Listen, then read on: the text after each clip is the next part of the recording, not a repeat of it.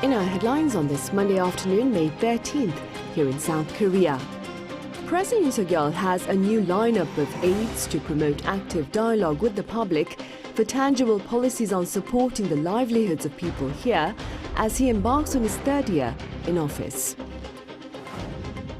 Meanwhile, in an address to mark Memorial Day this past weekend, Israeli Prime Minister Benjamin Netanyahu vows his soldiers will continue fighting Hamas until victory in memory of all those who lost their lives.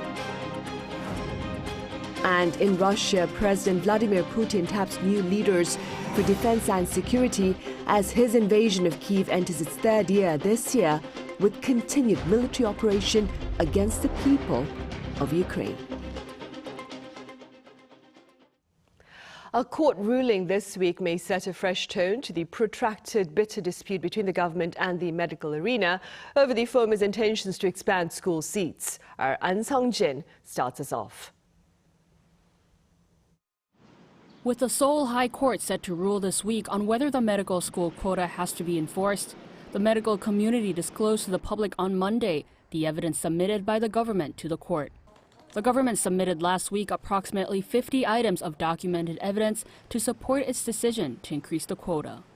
This included research reports which were used as the basis for the quota number, as well as meeting records from the Medical School Quota Allocation Committee. The medical community is arguing that a meeting to make the decision was too brief, lasting just an hour, and was nothing more than a formal act to confirm the number brought by the government. However, the government reiterated that the number was finalized after various discussions. The Prime Minister elaborated on this during a Central Disaster and Safety Countermeasure Headquarter meeting on Monday. Revealing evidence is interfering with a fair trial to pressure the judiciary by swaying the public opinion. The government decided to increase the quota number based on research that there would be a shortage of nearly 10,000 doctors in 2035. This comes as medical students, professors, and trainee doctors had filed an application with the Seoul High Court to suspend the enforcement of the quota expansion. After reviewing the submitted materials, the Seoul High Court will make its decision by the 17th. This decision will be pivotal in the conflict between the medical school and the government. If the application is accepted, it will put a brake on the increase in the quota expansion for medical schools next year. An Sung-jin, Arirang News. President Yoon Tae-yul has a fresh lineup of senior aides to facilitate active communication with the public for productive policies on easing the cost of living as he starts his third year in office this month. Our senior correspondent Oh Soo-young reports. Improving livelihoods and communication with the public will be at the centre of President Yoon Tae-yul's policies as he begins his third year in office with a revamped team of senior aides. That's according to presidential spokesperson Kim Soo-young in a briefing Sunday, following Yoon's three-year milestone on May 10th. Kim said Yoon will first get to work on taming inflation on everyday goods, forming a task force to monitor and stabilise consumer prices.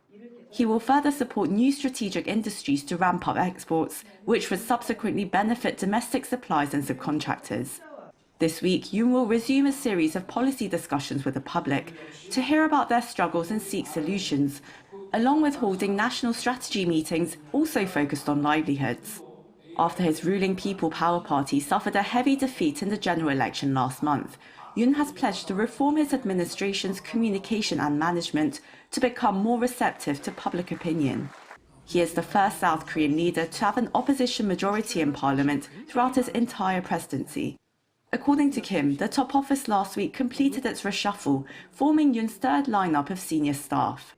His new Chief of Staff and Senior Secretary for Political Affairs are aiming to better navigate policy agendas and relations with the National Assembly. Meanwhile, the revived role of Senior Secretary for Civil Affairs aims to help discern public sentiment, while the Senior Secretary for Civil Society will communicate with diverse sectors of society. Noting that the ruling party has also been taking steps towards reform, with a new Emergency Committee chairman and floor leader in place. Kim said the top office will work closely with the ruling party on policies that meet the public's expectations and bring tangible changes to their lives. Also, as Yoon looks to cooperate with the opposition Democratic Party of Korea, given its hold of 175 seats in the 300-seat assembly, he has initiated a meeting with its leader Lee Jae-myung. But bipartisan clashes have continued in Parliament over a bill the opposition railroaded through on opening a special probe into the death of a Marine last year. Kim said going forward, the Yoon administration will focus solely on the people and their livelihoods rather than political strife. Yoon, Arirang News. Exports during the first 10 days of this month rose over 10%, driven by global demand for chips. According to the Korea Customs Service today, the value of exports gained 16.5% on year to hit almost $16.8 billion. Shipments of semiconductors, which surged over 50%, led the gain. Pundits believe exports may log 8 straight months of expansion in May if this momentum is maintained. And the government is looking to support startups and businesses beyond the capital region. During a meeting earlier on this Monday, Finance Minister Choi Sang-mok spoke of a venture capital fund worth 2.8 trillion Korean won, or over $2 billion.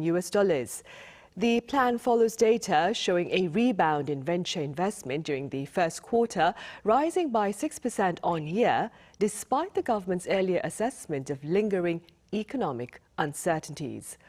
Also, a fund solely dedicated to assisting businesses in non-metropolitan areas will be set up.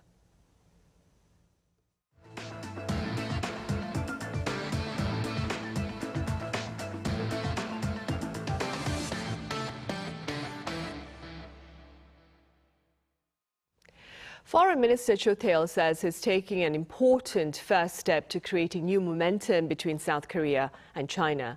Addressing reporters ahead of his flight to Beijing on this Monday, Minister Cho elaborated that his trip will serve to revive strategic communication with China amid a tough geopolitical environment. Minister Cho is scheduled to sit down with his Chinese counterpart Wang later on this Monday. He's also expected to touch upon Beijing's repatriation of North Korean defectors, as the issue is one of great concern to Seoul. Israel's commitment to its campaign against Hamas remains resolute despite concerns over the dire civilian impact of its military operation in Gaza. Our Park Go-nu has the latest. After more than 7 months of war between Israel and Hamas, Israeli Prime Minister Benjamin Netanyahu delivered a message on Sunday local time that Israel will continue to fight. Keep going until victory, and that's how we will do it. The spirit of the people, with God's help, will continue to lift us up in the faithful challenges that are still ahead of us and that we had in our 76 years of independence. Speaking at a Yad Labanim ceremony for fallen soldiers held in Jerusalem, Netanyahu said that they have completed about half of the war, but also said they are committed to completing this sacred task, as it is the only way to defeat Hamas.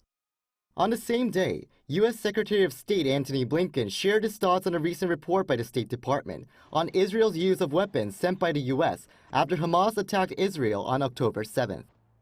We don't have double standards. We treat Israel, one of our closest allies and partners, just as we would treat any other country, including in assessing something like international humanitarian law and its compliance with that law.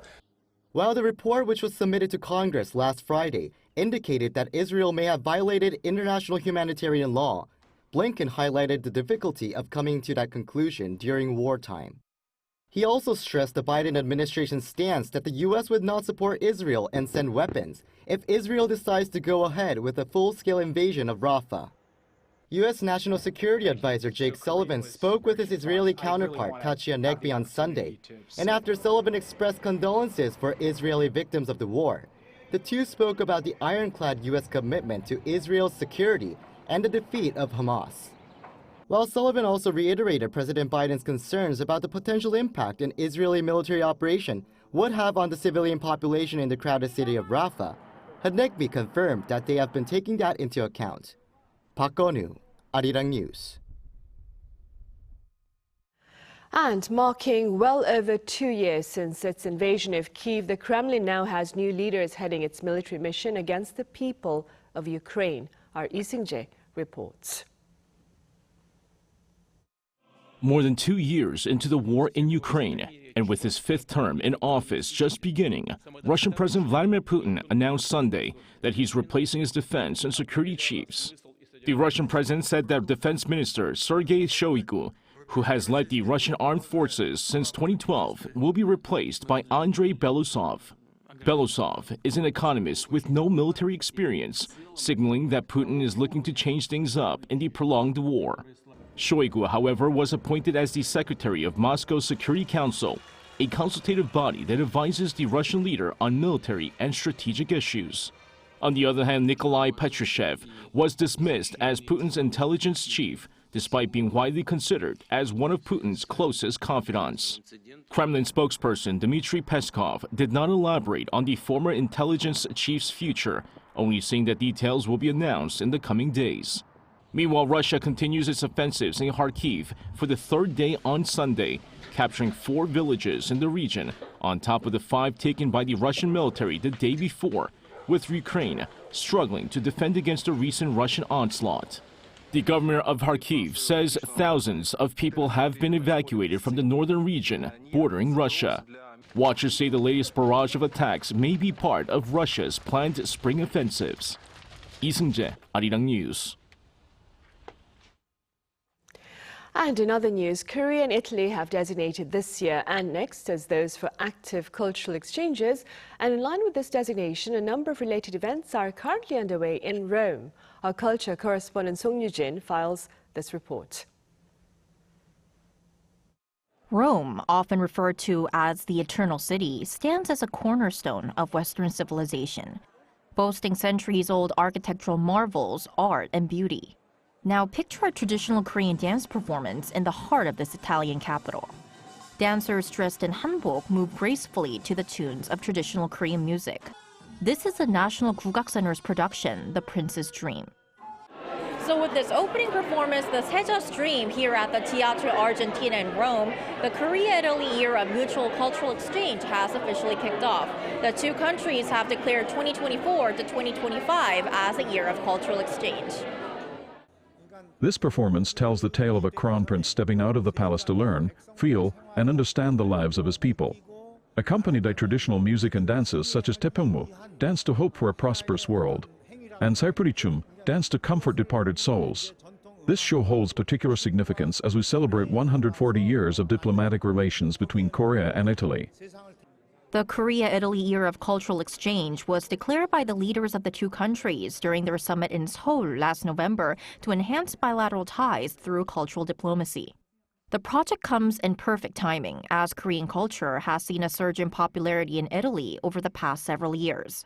The reason why certain Italians became very interested on Korea drama and etc. Yeah, so COVID plus the widespreading, Netflix, and second and third, I would say that students start to become very curious about. They want to know more about Korea beyond what they see, and for this reason, the number of students increase continuously. As part of the initiative, the Culture Ministry will organize exhibitions featuring experienced Korean artists, tourism fairs, and festivals showcasing contemporary dance and cinema in Italy. Renowned Korean sculptor Park Eun-sun's Colonna Infinita will be showcased at key landmarks in Rome, including the Piazza Bocca della Verita, for 4 months, starting in June. I've been living and working in Italy for 31 years. I'm really grateful that my pieces will be showcased in Rome as part of the Korea-Italy Year of Cultural Exchange and the 140th anniversary of diplomatic relations between the two countries. Through these efforts, the Korea-Italy Year of Cultural Exchange aims to introduce the diverse facets of Korean culture, not just K-pop and K-dramas. So if you ask about Korea, they talk about Hallyu, all contemporary things, skincare, beauty, technology, high technology, all these things. It's like if Korea from very poor countries became rich and there's no history behind. While Korea is predominantly known for its modern cultural experts, like K-pop and dramas in Italy, it's important to recognize Korea's rich historical heritage and the diverse cultural treasures it offers, which we aim to introduce to Italy. Throughout this year and the next, both countries hope to discover and explore more of each other's culture. 송유진, Arirang News, Rome. And back on the local front, Korea's forest firefighters will be resorting to wearable robots, special vehicles and spray drones to keep blazes at bay this year. Our Yoon explains. The Korea Forest Service is taking the next step to enhance firefighting. There's now a wearable robot that helps firefighters exert less energy when climbing up steep hills or carrying heavy water containers and equipment. Test results have shown that these wearable robots not only strengthen the firefighters' back and thigh muscles by up to roughly 40%, but they reduce muscle fatigue by up to 43.8%. This new technology is expected to prevent accidents on the job and will be supplied to fire departments on the east coast of the country, where there are more areas prone to forest fires. There are also vehicles specifically manufactured for forest fires that not only function to suppress forest fires, but are also equipped with medical aid equipment like oxygen tanks and automated defibrillators. Its fire extinguishing power has been enhanced with its high-pressure pump, allowing the vehicle to bring water from up to 1 kilometer away, and a larger water storage capacity of 2,000 liters, roughly 3 times the capacity of vehicles currently used for forest fires. To further enhance forest fire response, the Korea Forest Service is expected to add drones that can spray dry powder from up to 30 meters above. The dry powder is 20 times more efficient than water, and this allows access to places that are difficult for firefighters or fire extinguishing vehicles. With sufficient research and field tests, the Korea Forest Service expects to improve forest disaster response policies. The Korea Forest Service says it plans to deploy these wearable robots, along with fire extinguishing vehicles and drones, by the autumn forest fire watch period. 이은진, Arirang News.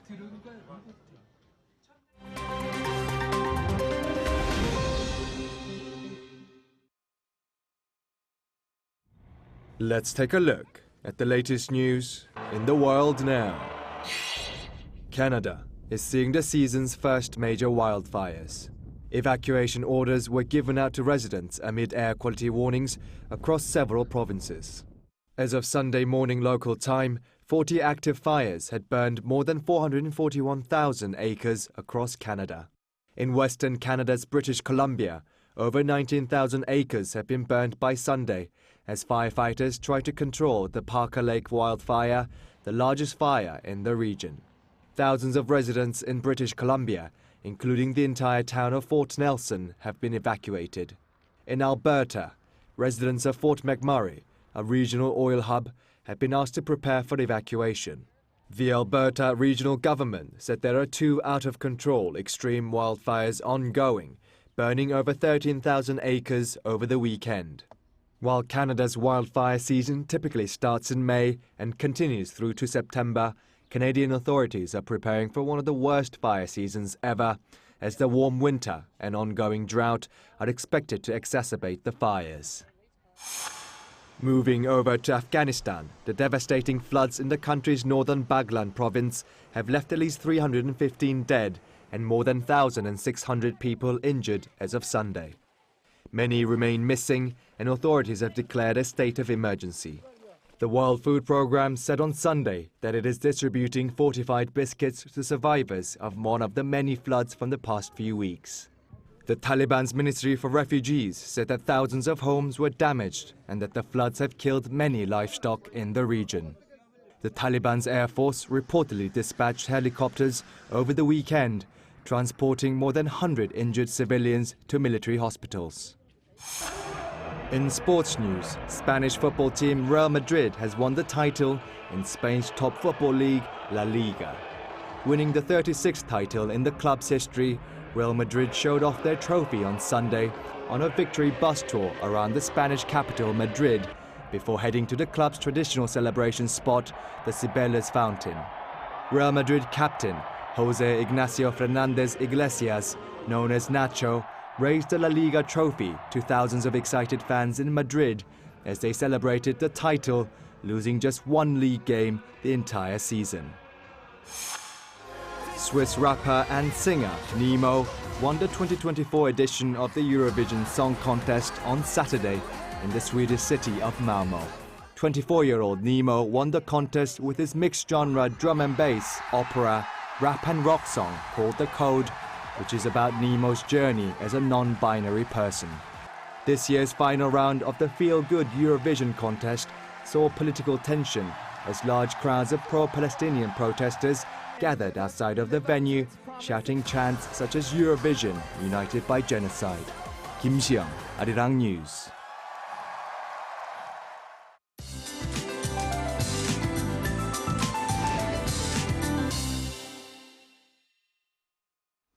Good afternoon. Saturday was a rainy one, then on Sunday, sunshine returned with yellow dust. The new week is starting off under bright skies with much improved air quality.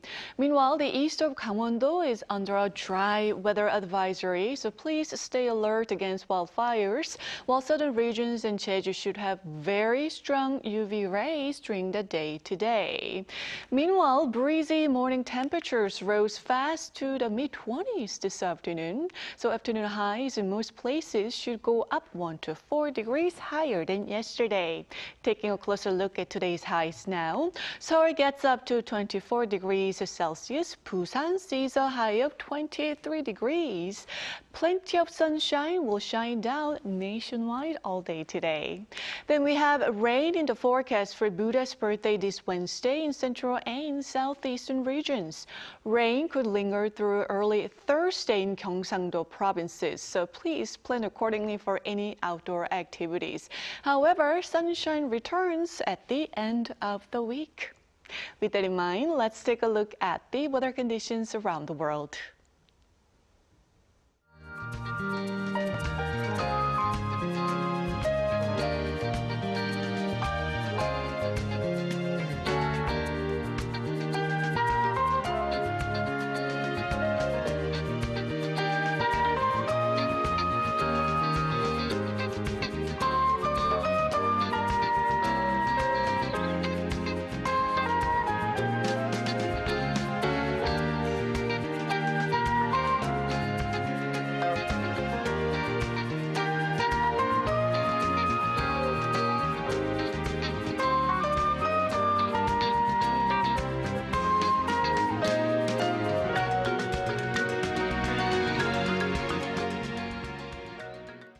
Right, and that ends our afternoon newscast. Coming up next is our daily panel session, during which we address the planned trilateral summit among Seoul, Tokyo and Beijing. Do stay with us.